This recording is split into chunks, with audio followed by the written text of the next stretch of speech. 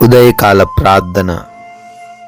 జీవము కలిగిన తండ్రి, జీవాధిపతి, మీకు స్తోత్రాలు, మీకు వందనాలు, మీకు కృతజ్ఞతలు చెల్లిస్తూ ఉన్నాం ప్రభువా. అయా, గడిచిపోయినటువంటి రాత్రి అంతను కూడా మీ కృప చూపించారు తండ్రి. మీ కాపుదల కంచ మాకు, మా కుటుంబానికి అనుగ్రహించారు నాయన. అవును తండ్రి, ఈ ఉదయకాలాన్ని చూడలేక ఈ లోకములో అనేక మంది గతించిపోయినా కానీ మమ్మల్ని మీరు జ్ఞాపకం చేసుకొని మా పైన మీ కృపను కుమ్మరించి సజీవ లెక్కల్లో ఈ ఉదయకాలాన మా అందరినీ నిలవబెట్టుకున్నందుకు స్తోత్రాలు చెల్లిస్తున్నాము. ఈ రోజున మీ చిత్తాన్ని కనుగొని మీ మార్గంలో నడిచే యోగ్యత ప్రతి బిడ్డకు దయచేయండి నాయన.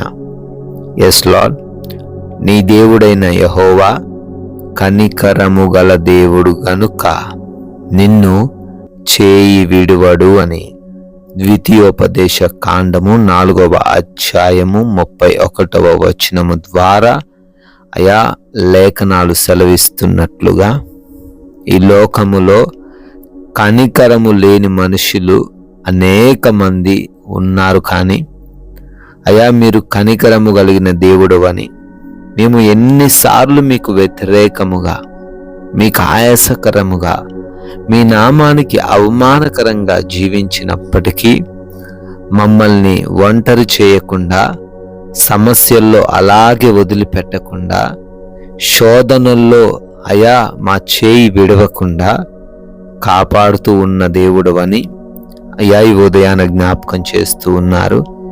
ఈరోజు ప్రతి బిడ్డ చేయి మీరు పట్టుకొని ఉన్నారు అనే ధైర్యముతో ఈ రోజును ప్రారంభించుటకు కృప చూపించండి తండ్రి. ఉదయమునే లేవగానే ఎంతో మంది బిడ్డలు ప్రార్థన యందు ఏకీభవిస్తూ ఉన్నారు. వారందరినీ, వారి కుటుంబాలను పేరు పేరున దీవించి ఆశీర్వదించండి. అయా, పనులను బట్టి ప్రార్థన చేస్తూ ఉన్నాము. బిడ్డలు ఏ పనుల్లో అయితే ముందుకు సాగాలి అనుకుంటున్నారో, ఏ పనుల భారం ఈరోజు కలిగి ఉన్నారో, ఏ ఉద్యోగ వ్యాపార పరిచర్యలు చేస్తూ ఉన్నారో వారందరినీ కూడా పేరు పేరున దీవించండి, ఆశీర్వదించండి. నూరంతలుగా ప్రతి బిడ్డను ఫలింప చేయండి తండ్రి. ఈరోజు నూతనమైన కార్యాలు ప్రారంభిస్తూ ఉన్నారు. వారికి మీరు తోడై ఉండండి. ఆగిపోయిన పనులు కూడా ఈరోజు మరలా నూతన పరచబడే సహాయం దయచేయండి. అయా, ప్రయాణాలను దీవించండి. వాహనాన్ని మీ స్వాధీనపరుచుకొనండి. మీ వెళుతున్న మార్గములను మీ స్వాధీనపరుచుకొనండి. క్షేమముగా వెళ్ళి మరలా గృహముకు క్షేమముగా చేరుటకు కృపా సహాయము దయచేయండి. అపాయమును, ప్రమాదమును తప్పించండి నాయన. అదే విధముగా ఎవరు ఆకలి బాధలతో ఈరోజు ఉండకుండా, ఏ బిడ్డ ఆర్థికంగా సతమతమవ్వకుండా, ఎవరు అనారోగ్య సమస్యల వలన కృంగిపోకుండా ప్రతి బిడ్డకు సమృద్ధిని, ఆరోగ్యమును మీరే అనుగ్రహించండి ప్రభువా. ప్రాముఖ్యముగా ఈ రోజున లోకమాయలు ఎవరు పడిపోకుండా, అపవాది వేస్తున్న చిక్కుల్లో ఎవరు కూడా చిక్కుబడకుండా, మీరిచ్చిన ఈ సమయాన్ని దుర్వినియోగం చేసుకొనకుండా, ఆయా మాటల ద్వారా, ప్రవర్తన ద్వారా మీ నామానికి అవమానము తేకుండా, సాక్ష్యాన్ని కోల్పోకుండా ప్రతి బిడ్డకు వాక్య జ్ఞానమును దయచేయండి తండ్రి. అదే విధముగా ఆయా హాస్పిటల్స్కి వెళ్తున్న బిడ్డలున్నారు. రిపోర్ట్స్ను, చెకప్స్ను, ఆపరేషన్స్ను, డెలివరీస్ని మీ చేతికి అప్పగిస్తున్నాం. అన్ని విషయాల్లో బిడ్డలకు తండ్రి అనుకూలమైన రిపోర్ట్స్ దయచేయండి. ఎగ్జామ్స్, ఇంటర్వ్యూస్కి ప్రిపేర్ అవుతూ ఉన్నారు, అటెండ్ అవ్వబోతూ ఉన్నారు. వారిని కూడా దీవించి జ్ఞానముతో, జ్ఞాపక శక్తితో వారిని నింపండి తండ్రి.